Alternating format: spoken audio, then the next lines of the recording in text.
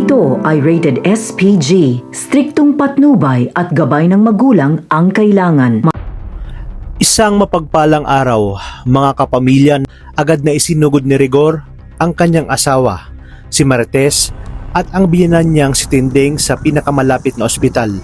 Malubha ang kalagayan ni Marites. Maraming dugo ang nawala sa kanya, kaya't kinakailangan siyang masalinan agad.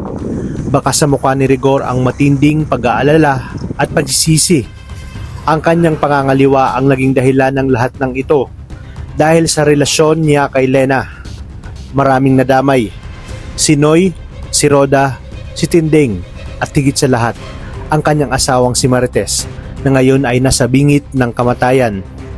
Isang malaking tanong, kung magbabago nga ba si Rigor sa mga nagawa niya o matatauhan na si Marites sa paulit-ulit na kasalanan ng asawa at tuluyan niya nang hihiwalayan si Rigor.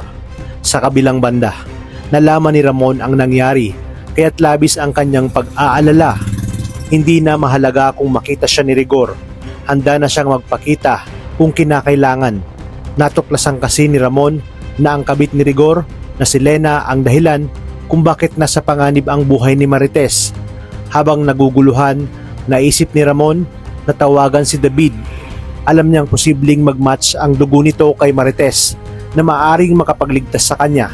Ngunit bago pa man niya magawa, si Rigor na mismo ang tumawag kay David upang ibalita ang nangyari.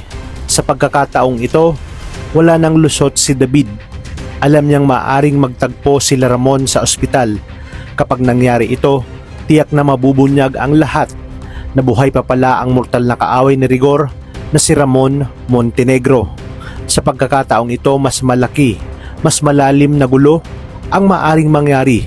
Sino ang unang kikilos at paano magwawakas ang sigalot na ito?